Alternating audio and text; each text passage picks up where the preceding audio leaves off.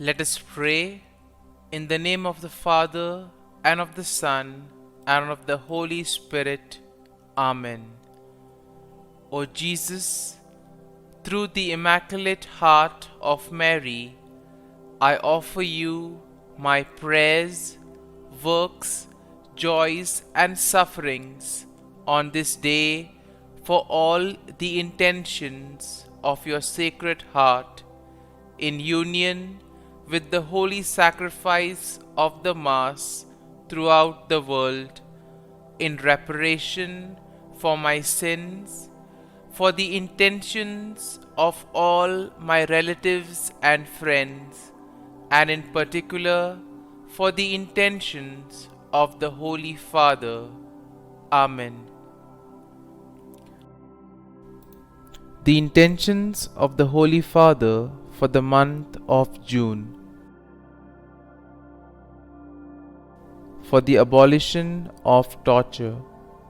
We pray that the international community may commit in a concrete way to ensuring the abolition of torture and guarantee support to victims and their families.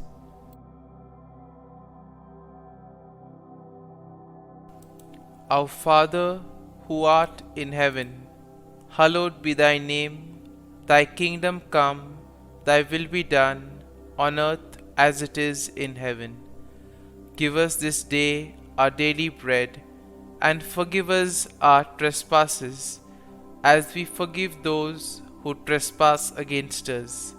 And lead us not into temptation, but deliver us from evil. Amen. Hail Mary, full of grace, the Lord is with you. Blessed are you amongst women, and blessed is the fruit of thy womb, Jesus. Holy Mary, Mother of God, pray for us sinners, now and at the hour of our death. Amen. Glory be to the Father, and to the Son, and to the Holy Spirit, as it was in the beginning, is now, and ever shall be, world without end. Amen. My dear friends, the Word of God welcomes you this morning. And as we spend this time with the Lord, as we begin this new day by devoting time to the Lord, let us ask the Lord to be with us, to guide us, to protect us, and most importantly, to lead us on throughout this day. That whatever we do, the words that we speak, the actions that we do, that they may all radiate the goodness, love, mercy, and peace of the Lord.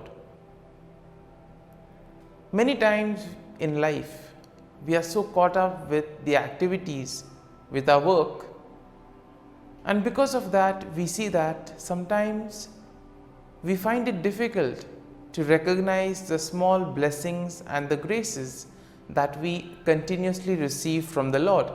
And because of this reason, we sometimes tend to take these things for granted. Therefore, it would be appropriate as we begin today's morning offering that we spend time thanking the Lord.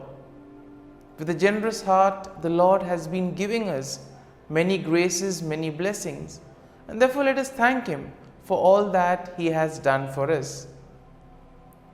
We begin by thanking the Lord for the gift of life, for giving us good talents, abilities.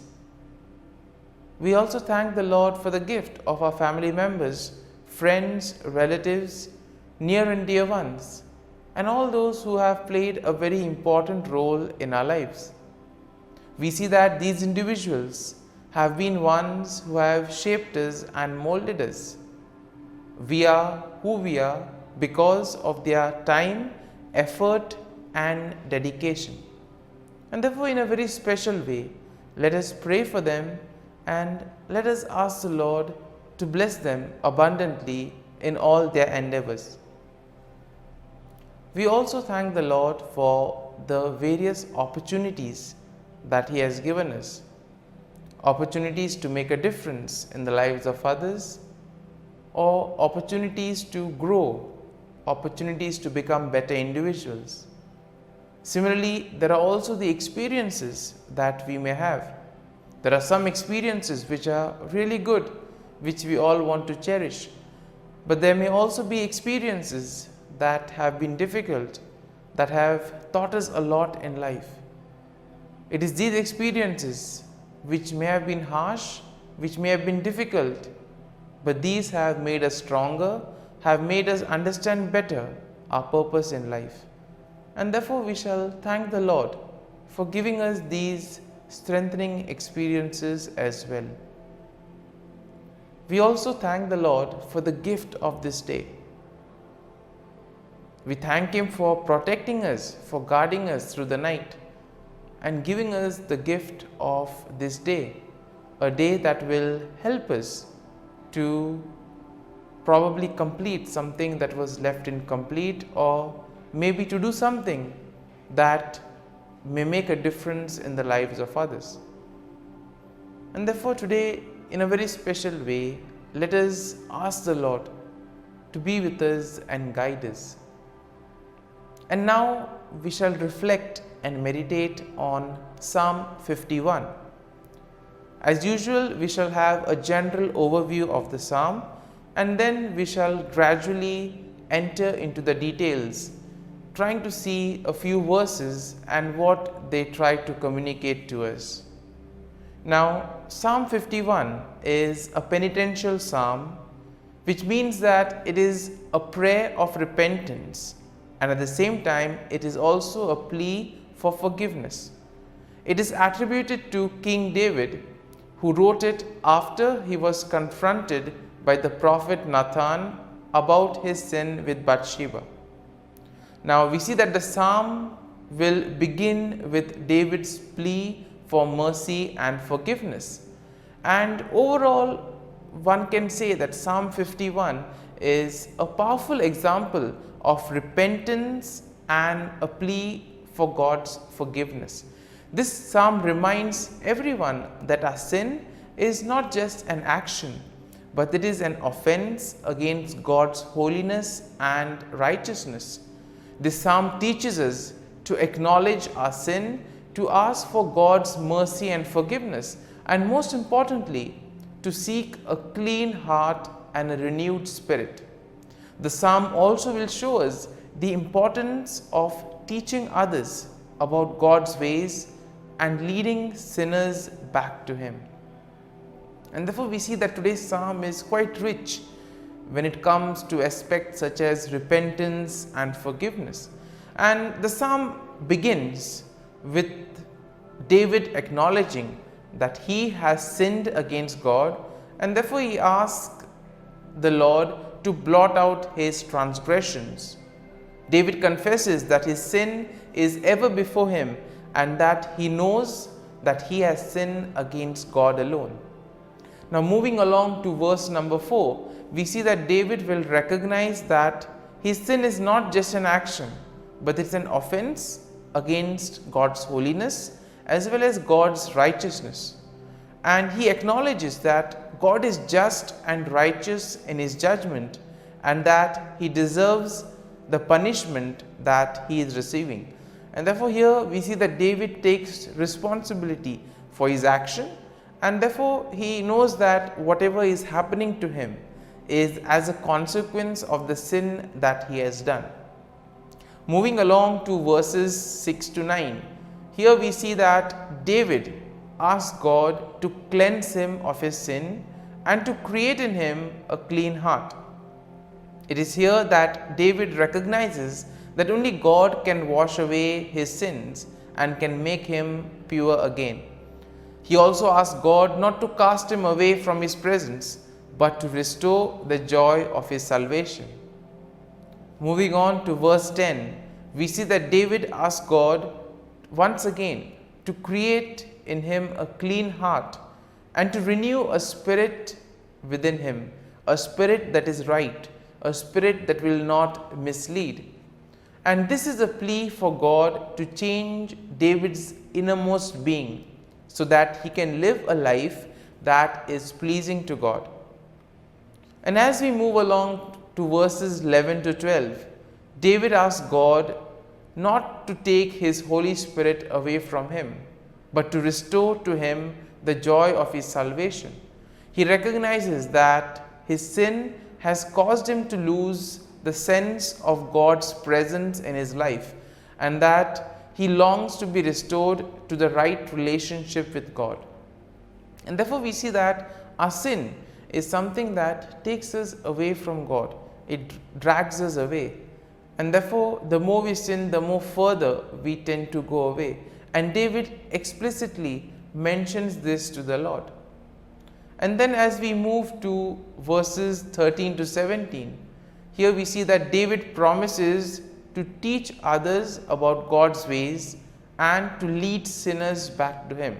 And here we see that David is not selfish, but he wants to get others to God as well. He wants to share the forgiveness and the repentance of the Lord with others. And therefore this is also part of everyone's mission. Through our words, through our actions, we are called to lead people to God, to help people follow the right path. And we see that here David also recognizes that God does not desire sacrifice, but a broken, contrite heart. Therefore, the repentance that we have should be truly from within. That is what the Lord wants us.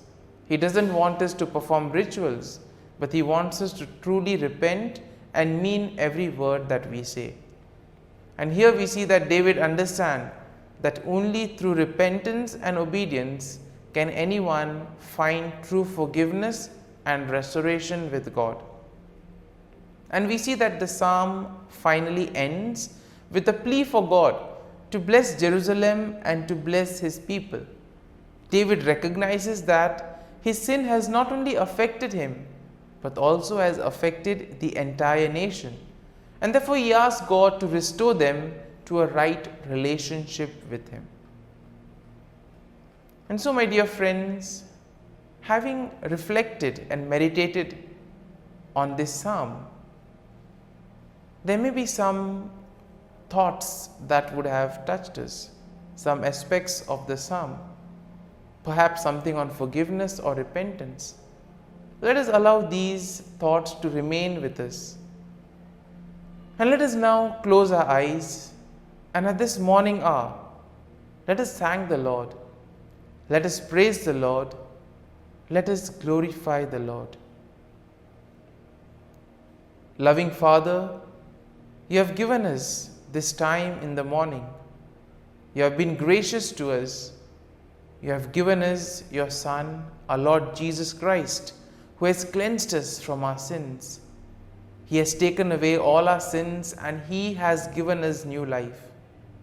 Lord, as You have given us the Holy Spirit, we ask You, Lord, to bless us and to protect us. And for all this, Lord, we thank You, we praise You, and we glorify You. You have protected us, Lord, and You have guarded us all through the night. And You have given us this morning hour. For Your great love and mercy, O Lord, we thank You. We offer You this day, O Lord, and all that we do. And we ask that You always be with us and accompany us in all our actions.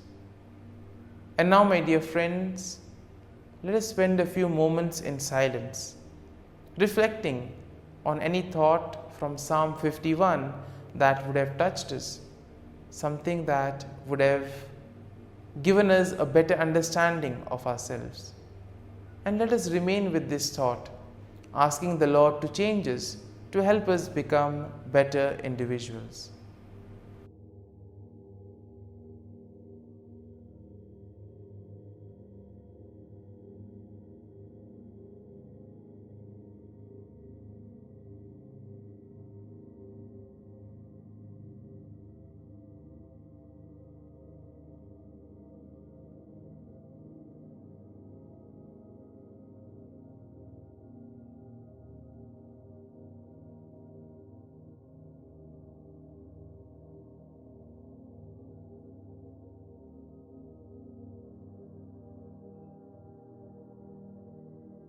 Prayer to Saint Michael the Archangel for protection. Saint Michael the Archangel, defend us in battle. Be our defense against the wickedness and snares of the devil. May God rebuke him, we humbly pray. And do thou, O Prince of the heavenly hosts, by the power of God, thrust into hell Satan and all the evil spirits who prowl about the world, seeking the ruin of souls. Amen. Act of Adoration. O Sacrament most holy, O Sacrament divine, all praise and all thanksgiving be every moment thine. Saint Gertrude Prayer for souls in purgatory. Eternal Father, I offer Thee the most precious blood of Thy divine Son, Jesus, in union with the masses said throughout the world today, for all the holy souls in purgatory, for sinners everywhere, for sinners in the universal church, those in my own home and within my family. Amen. May the divine assistance remain always with us, and may the souls of the faithful departed through the mercy of God rest in peace. Amen. Glory be to the Father, and to the Son, and to the Holy Spirit, as it was in the beginning, is now, and ever shall be, world without end. Amen.